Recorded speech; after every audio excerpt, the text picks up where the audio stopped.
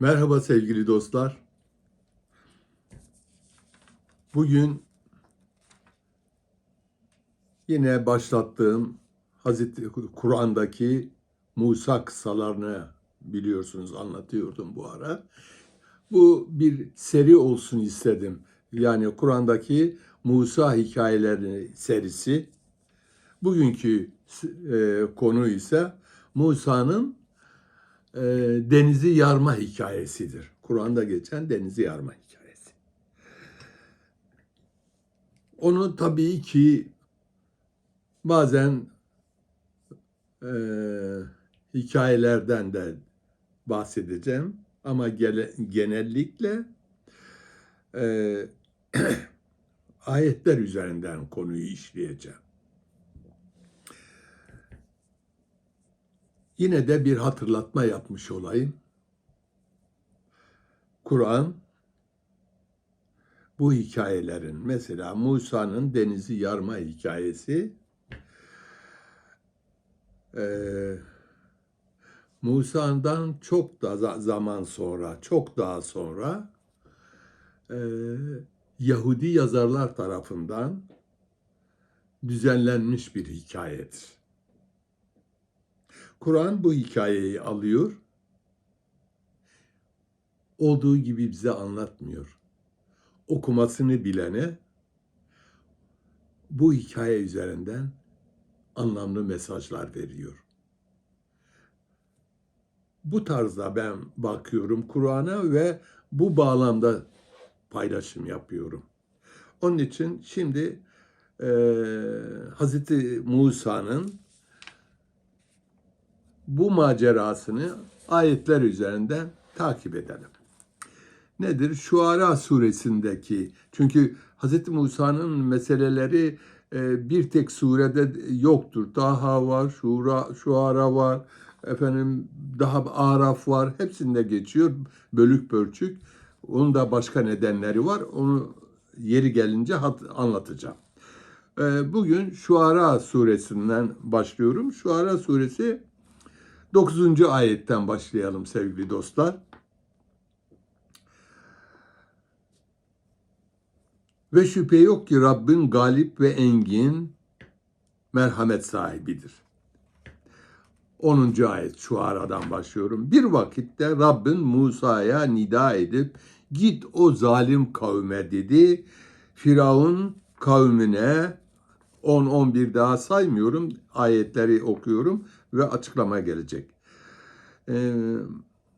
Firavun kavmine hala sakınmayacaklar mı diye hatırlat diyor.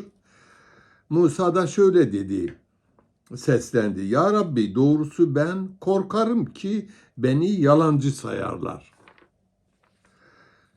Ve göğsüm daralır. Yani sıkıntılı bir durum yaşıyorum. Dilim dönmez. Onun için Harun'a da elçilik ver. Yani ben tek başıma bu işi yapamam. Düşünün bir peygamber korktuğunu söylüyor. Onu bir Firavun var. Firavun'u tevhidi anlayışa davet ediyor. Allah'ın söylem öyle yani bir vahiy bilgi olarak git diyor bunu yap. O da diyor ben korkarım. Bu nasıl bir peygamberse anladın mı? Beni yalancı sayarlar diye korkarım.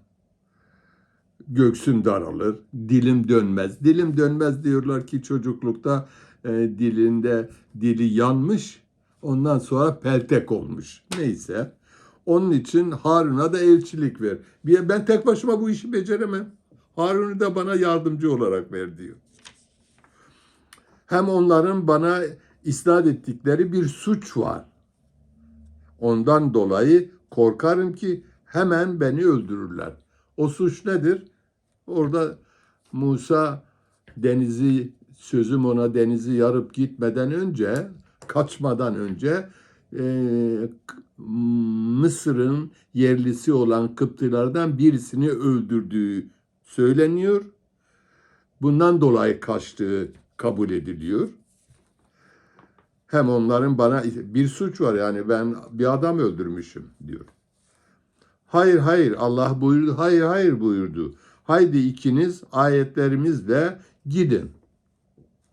Tabi burada sevgili dostlar, ayetlerimizle Kur'an'ın orijinal mesajında böyle geçtiği halde tefsirlerde veya meallerde mucizelerimizle gidin diye uydurmuşlar.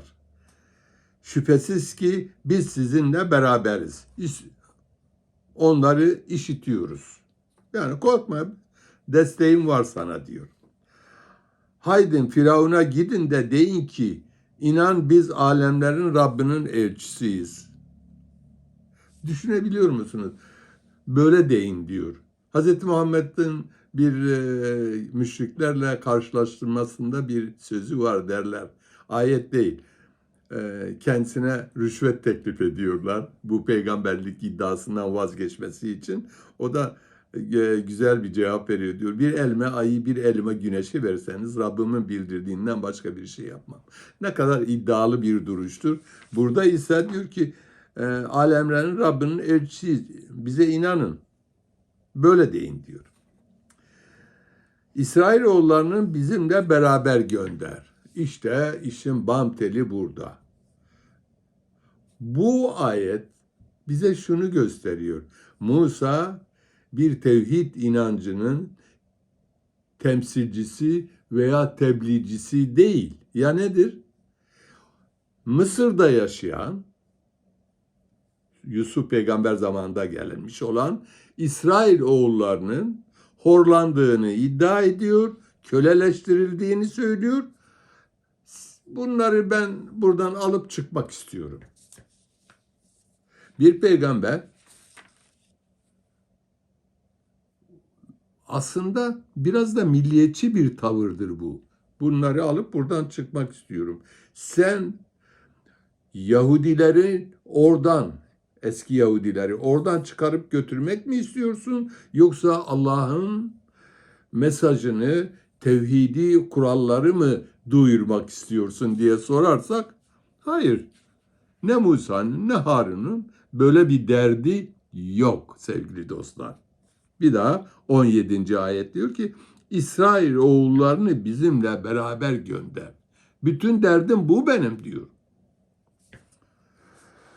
Firavun ona karşı şöyle diyor. Biz seni çocukken himayemize alıp büyütmedik mi? Hayatının birçok yıllarını aramızda geçirmedin mi? Biz seni tanıyoruz, sen ne konuşuyorsun? Sonunda o yaptığın işi de yaptın. Sen nankörün birisin. Yaptığı iş neydi? Kıpti'yi, Mısırlı bir Kıpti'yi, yerliyi öldürmesidir. Şimdi ben buradan kısa bir soruyla burayı biraz açayım. İddialara göre diyorum,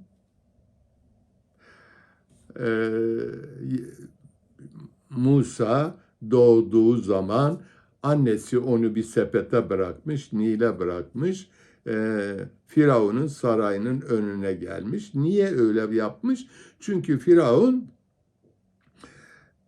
Yahudi ailelerin erkek çocuklarını öldürüyormuş. Burada bu iddia bu. Şimdi bu iddiaya karşı Kur'an'ın mesajına bakın sevgili dostlar. 127. ayet bu hangi suredir? Dur bakayım 127. Evet 120. Araf 127. Ne diyor bakın. Çok orijinal bir meseledir bu. Firavun kavminin ileri gelenleri dediler ki seni ve ilahlarını terk etsinler de yeryüzünde fesat çıkarsınlar diye mi Musa'yı ve kavmini serbest bırakacaksın? Firavun da dedi ki onların oğullarını öldüreceğiz. Kızlarını sağ bırakacağız ve onlar üzerinde kahredici bir üstünlüğe sahibiz. Şimdi bu ayete göre sevgili dostlar Musa hayatta İsrail kavmini Mısır'dan çıkarmak istiyor. Firavun'un adamları diyor ki buna izin verme. Nasıl buna izin verirsin? Firavun da diyor ki onların erkek çocuklarını öldüreceğiz, kız çocuklarını bırakacağız. O zaman Musa'nın bu ayete göre Musa'dan önce erkek çocuklarının öldürüldüğü bir yalana dönüşüyor. Çünkü Musa, bir daha okuyayım. Bakın. Onların Musa'yı ve kavmini serbest mi bırakacaksın? Firavun da dedi ki onların oğullarını öldüreceğiz, kızlarını da sağ bırakacağız ve onlar üzerinde kahredici bir sünnet. O zaman bu ayete göre Musa'nın sepete anasının Firavun'un korkusundan dolayı sepete bırakarak Nil'e bırakma hikayesi öldürülmesin diye yalan oluyor. Musa hayattayken bu kararı veriyor. Kur'an'a göre böyle. Hatta başka bir şey daha hatırlatayım burada. Musa'nın anasının onu sepete bırakıp Nil'e bırakması. Önce şunu söyleyeyim. Bu hikaye Musa'dan daha önce de anlatıla gelen bir hikayedir. Yani başka kültürlerde de vardır. Onu sepete bırakıp suya bırakmışlar falan korkudan. Bu hikaye, Musa'dan önce var olan bu hikaye Yahudi yazarlar tarafından alınıp Musa hayatına giydirilmiştir.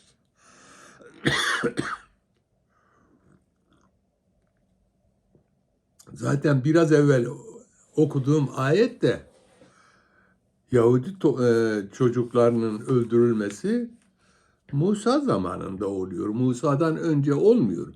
Bu ayeti iyi okumak lazım. İşin açığı burada çok hayretengiz bir şey var.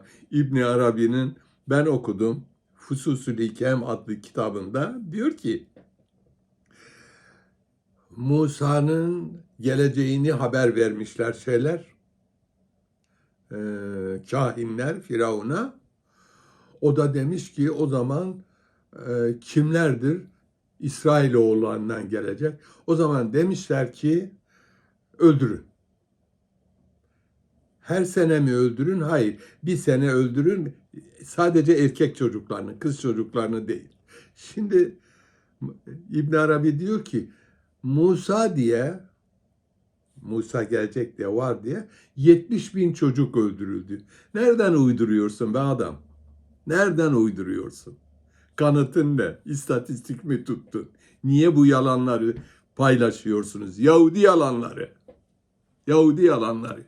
Niye Yahudi yalanları? Çünkü böyle anlatınca hatta bir söz daha getiriyor buna. Ölen her çocuğun İbn Arabi diyor. Ölen her çocuğun manevi gücü Musa'ya katılmış oldu. Nasıl katılıyorsa. Anladın?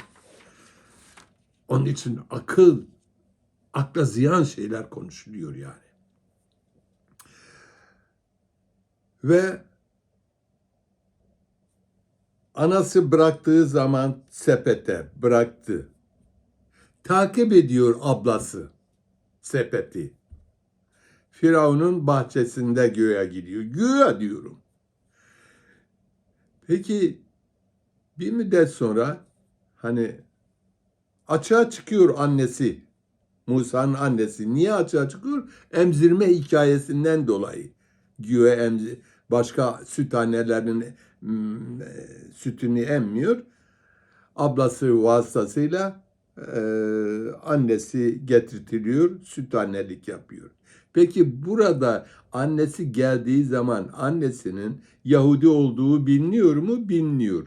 Bu sepete niye bırakıldı? O zaman bu çocuk da Yahudi çocuğu. Öldürülmesi gerekmez mi? Gerekir. Ama masal.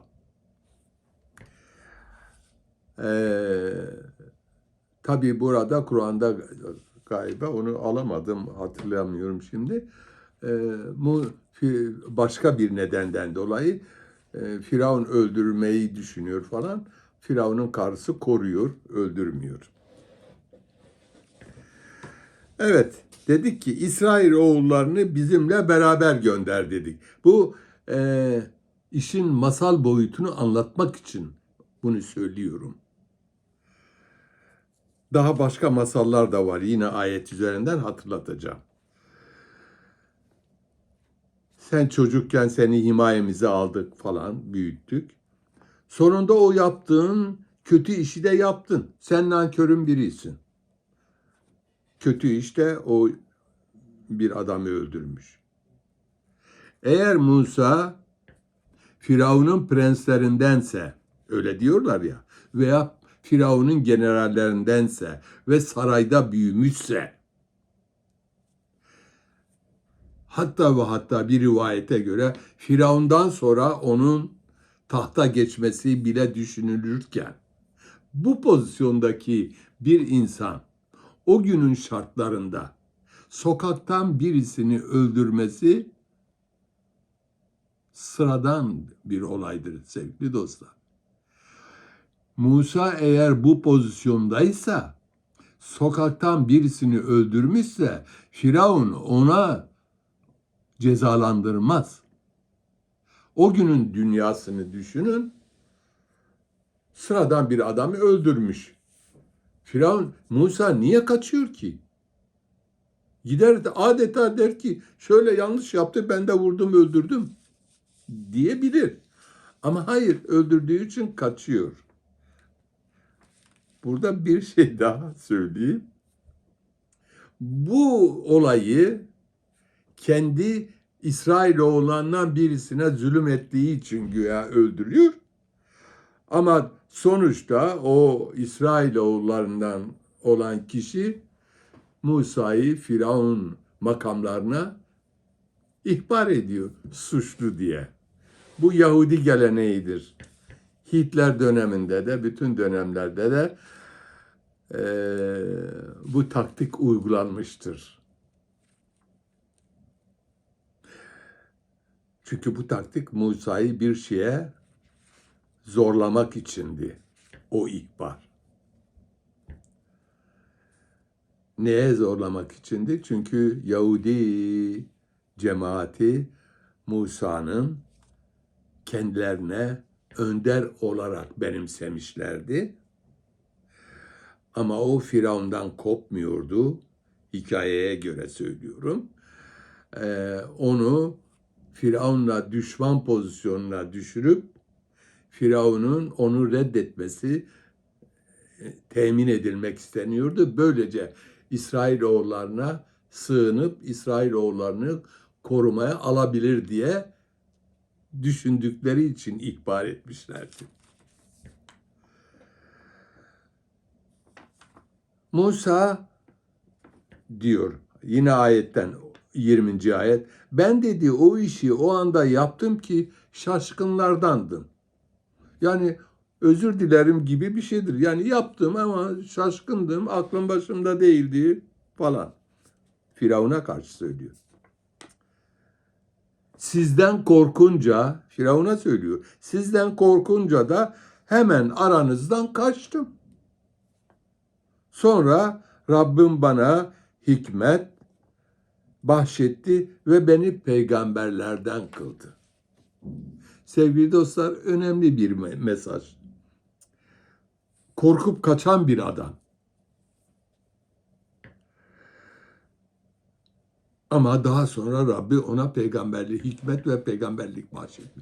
Yani Musa doğuştan hiçbir peygamber tabii ki peygamber değildir. Yani peygamberlik doğuştan değildir. Peygamber olmadan önce bu peygamber adayları hatalar yapmışlardır, korkular yaşamışlardır, kaçmışlardır, panik halinde yaşamışlardır. Sıradan insanın yapabileceği her şeyi yapmışlardır. Ancak tefekkür, araştırma, merak, yönelişlerle bir insan peygamber olur. Açık söylüyor.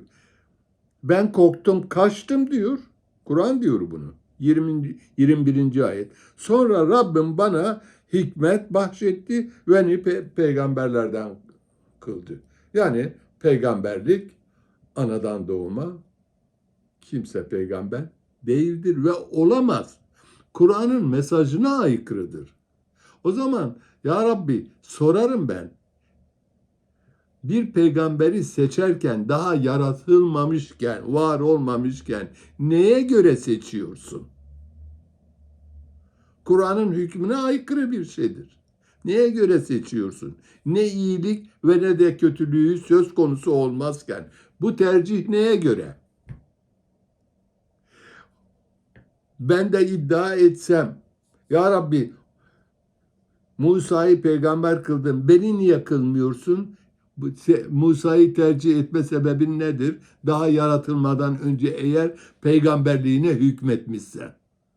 Bu ayet bunun söz konusu olmadığını çok açık bir şekilde gösteriyor. Şimdi bütün bunları anlattıktan sonra bir yere geleceğiz sevgili dostlar. Neydi o yer? Evet. Musa kaçtı mı? Ve nereye kaçtı? Geleneksel anlayışta kaynaklar, Yahudi kaynakları Musa'nın önderliğini benimsiyor. Ancak Musa'ya diyorlar, Musa da kabulleniyor o önderliği. Bu önderliğin eylemsel boyutu nedir? İsrail kavminin Mısır'dan çıkıp Kenan iline ulaşması. Din falan değil.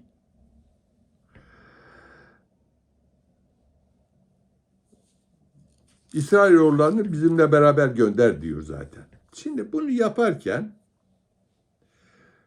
Musa'ya kendi kavmi İsrailoğulları diyorlar ki sen bizim kültürümüzü bilmiyorsun.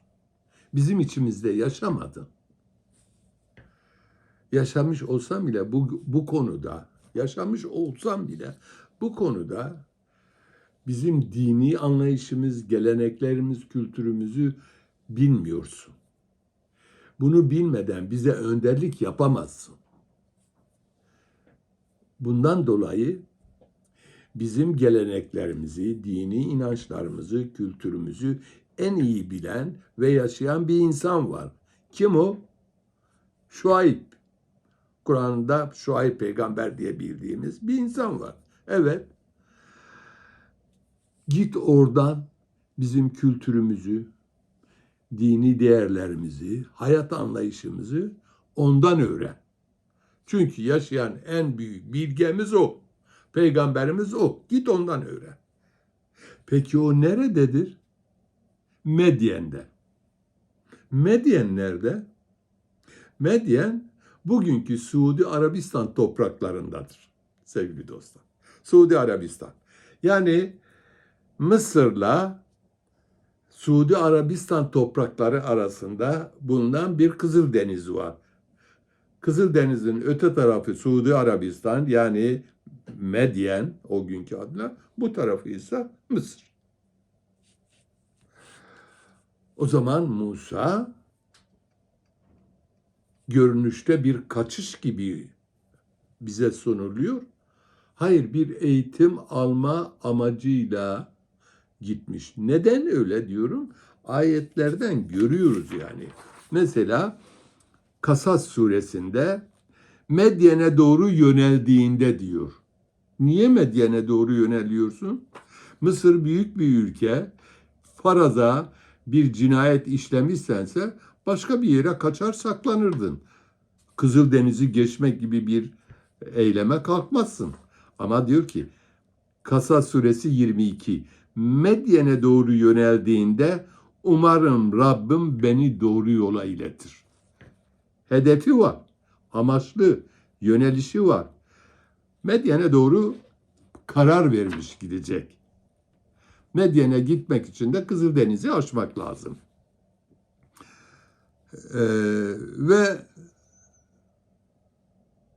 bu bir kaçış gibi görünse de bir okula gitti Musa. Şuayb'in okuluna, yani bireysel bir şey bu tabii. Oraya gitti ve orada eğitim almaya başladı. Çok basit bir hatırlatmada bulunayım. Birazcık coğrafya bilgisi olsaydı İslam alimlerinde, Kızıldeniz'in yarılıp yarılmayacağını bilirlerdi. Anlarlardı daha doğrusu.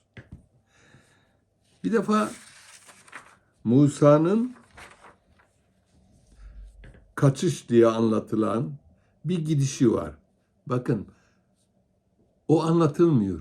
Kızıldeniz'i geçti. Kızıldeniz'i geçti. O zaman peygamber değil. O zaman asası yok. O zaman denize vurma şansı da yok. Ama buna rağmen geçti. Bu bir geçiş.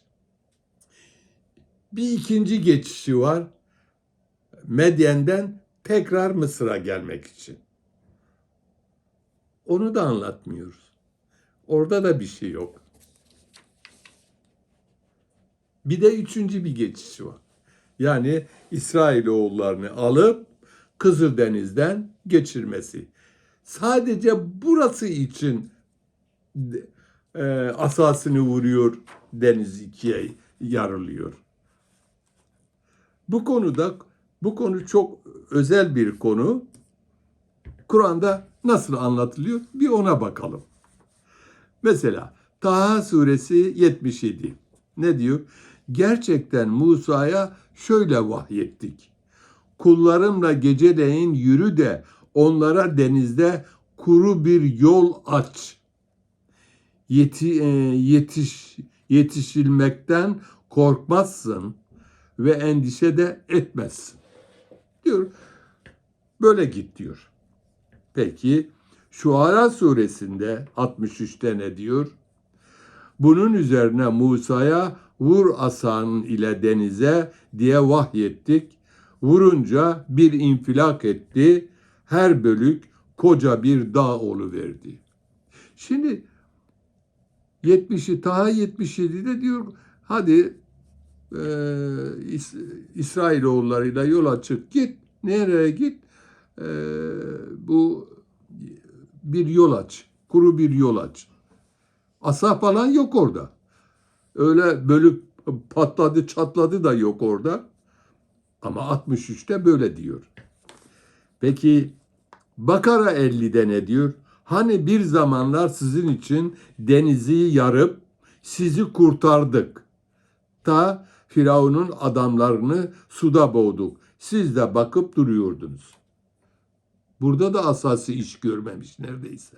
Peki bu üç olay Kur'an açısından değerlendirmek lazım. Çelişki mi? Üç farklı şekillerde anlatıyor. Birisinde kuru bir yol, birisinde asane vur, birisinde de işte nedir? Denizi yarıp sizi kurtardık diyor. Bu bize şunu anlatır. Bu üç olayda eskilerin hikayesi olduğu için farklı farklı anlayışlar var. Çünkü yazılı olmayan, Musa'nın o geçişi, yazılı olmayan, nesilden nesile sözlü aktarımla yapılan bir hikayedir. Böyle olduğu için her topluluk, her cemaat kendine göre bir şey uydurmuş. Kur'an da bunu bizim adeta gözümüze sokuyor. Bir örnek daha vereyim. Niye bunu böyle değerlendirdiğimi daha iyi anlaşılıyor. Mesela Kehf suresinde 22'de bu ayeti biliyorsunuz. Ashab-ı Kehf'in sayılarında ihtilaf edenlerden bazıları onlar için 3 kişidir dedi. Dördüncüleri köpektir diyecekler. Diğer bazıları da onlar 5 kişidir altıncıları köpektir diyecekler.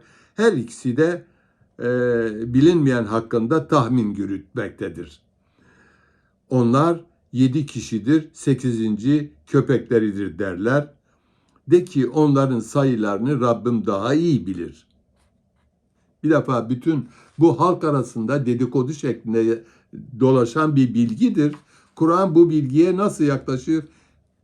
Hiçbirisini doğrulamıyor diyor. Rabbim da doğrusunu daha iyi bilir. Onların ancak pek azı bilir. Demek ki bu halk arasındaki dedikoduyu ciddiye almıyor. Tıpkı bu denizin yarılmasını 3 farklı ayette anlatılması gibidir. Bu sebeple onlar hakkında bildirilenler dışında bir münakaşaya girişme ve bunlar hakkında hiç kimseye de bir şey sorma. Halk hikayesi, uydurma halk hikayesidir. Bunun üzerine tartışma da olmaz. Bu 3 ayetle denizin aşılması iddia edilen bu 3 ayetle farklı ifadelerle farklı zamanlarda farklı kişiler tarafından hikaye edilmiş olaylardır. Kur'an bunu anlatırken bir halk hikayesi, bir masalsı, bir mitoloji olduğunu aynı zamanda vurgulamış oluyor. Nereden? Bu Kehf suresinde olduğu gibi. Kehf suresinin biraz daha devam ettireyim. Hiçbir şey için Allah'ın dilemesi dışında ben yarın bunu yapacağım deme diyor. De ki onların ne kadar kaldıklarını, kaç sene kaldırmışlar. 100 sene, 200 sene diyorlar ya. Kaç sene kaldıklarını Allah daha iyi bilir. Göklerin ve yerin gaybi ona aittir. O ne güzel görendir. O ne mükemmel işitendir. Onların ondan başka bir yardımcısı yoktur. O kendi hükümranlığına kimseyi ortak etmez. Peki ne demişlerdi? Onu da hatırlatayım. Onlar mağaralarında 300 yıl kadar kaldılar ve 9 yıl da buna ilave etmişlerdir. Kim diyor bunu? Halk hikayesi diyor.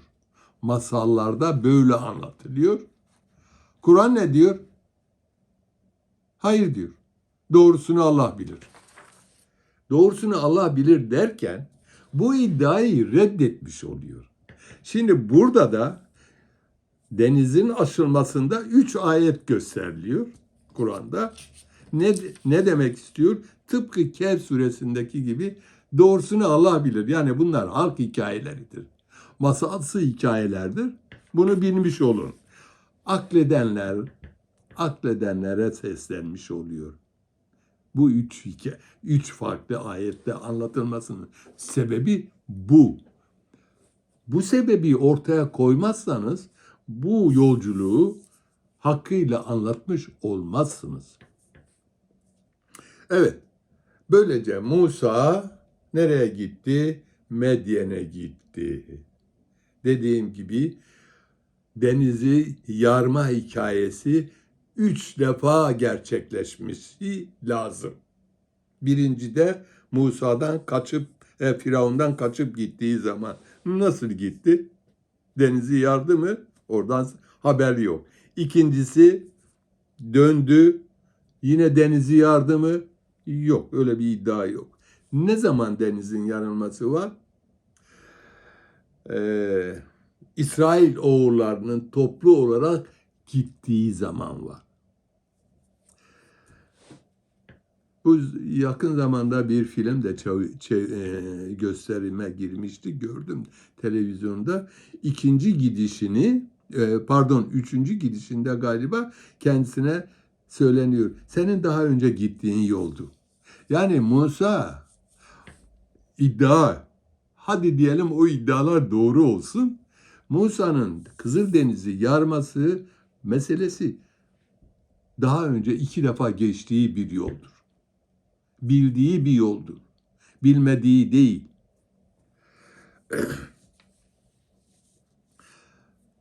Peki Kur'an'da bir de diyor asasını vurdu.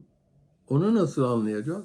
Çok rahat anlayacağız. Çünkü Daha önceki videolarında hatırlarsanız asayı Kur'an tanımlıyor. Musa tanımlıyor adeta asanın özelliğini ortaya koyuyor. Diyor ki ya Musa elindeki nedir? Ya Rabbi asamdır diyor. Ne yaparsın diyor. Onun da hayvanlarıma ot indiririm.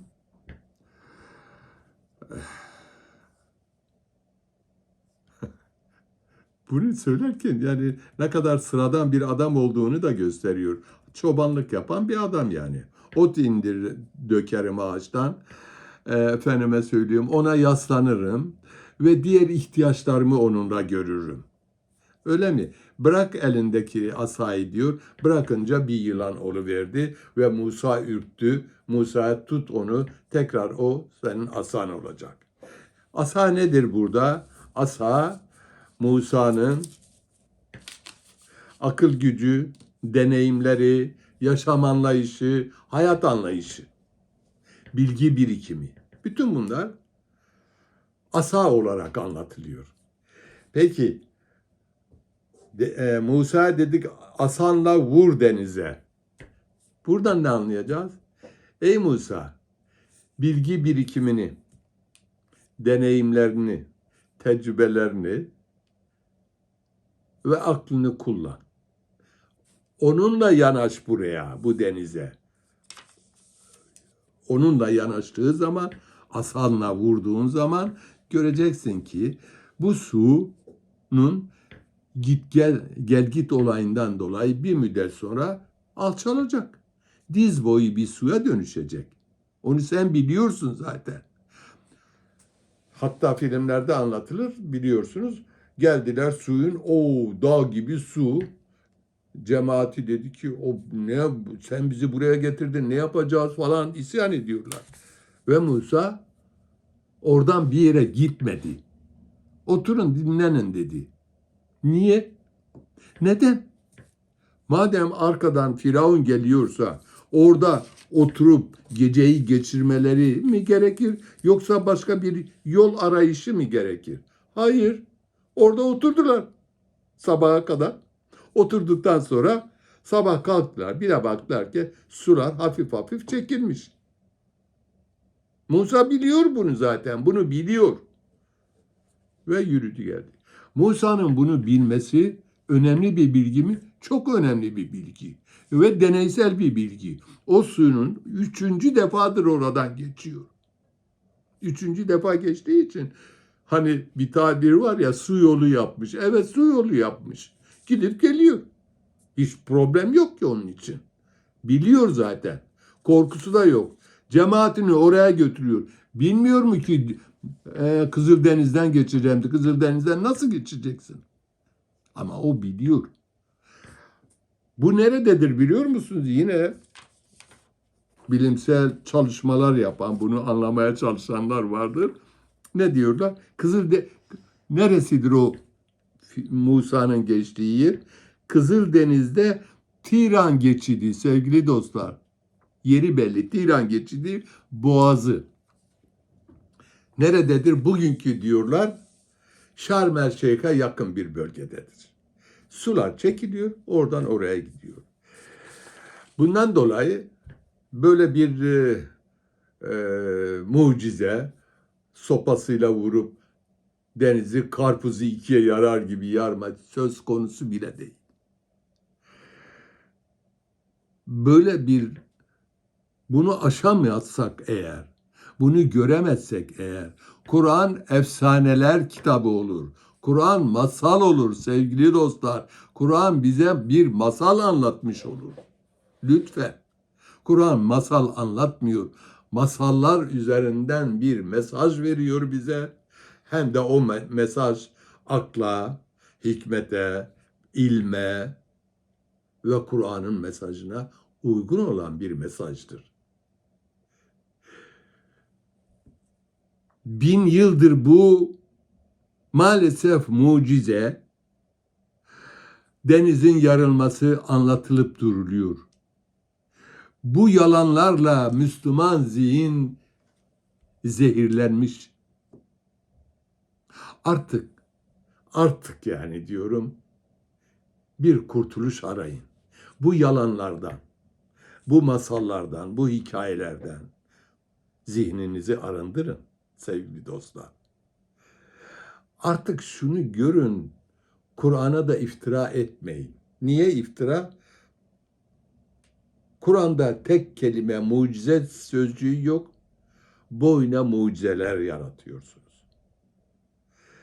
Bir şey daha anlatmak istiyorum. Bunu anlatarak konuşmamı bitireceğim sevgili dostlar. Önce şunu hatırlatayım. Kur'an'da alemlerin Rabbi Tevrat'ta Musa üzerinden Musa'nın söylediği bir kavram olarak karşımıza çıkıyor. Ne diyor? Alemlerin Rabbi.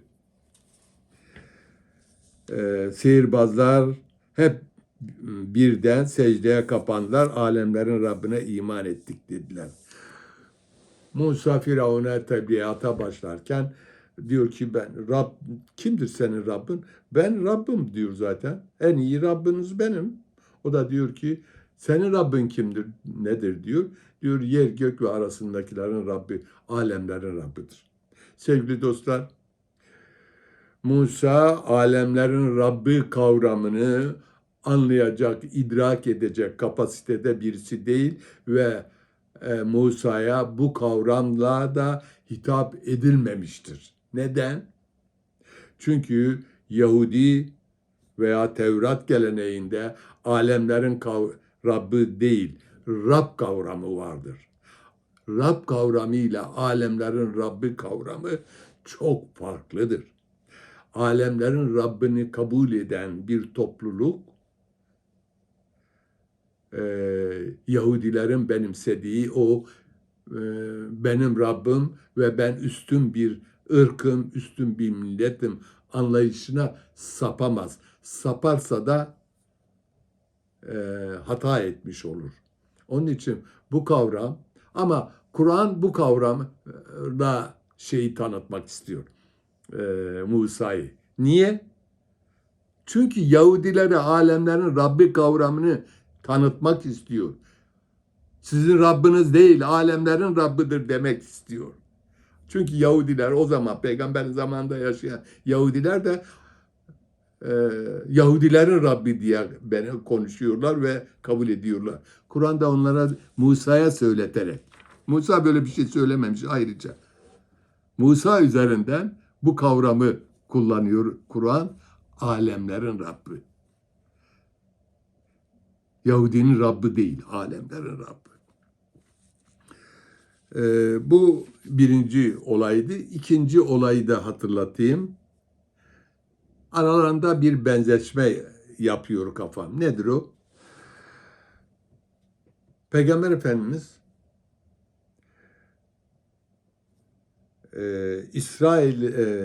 Medine'de, Mekke'de Müslümanlar zorda kalınca Medine'ye hicret etmelerini söyledi.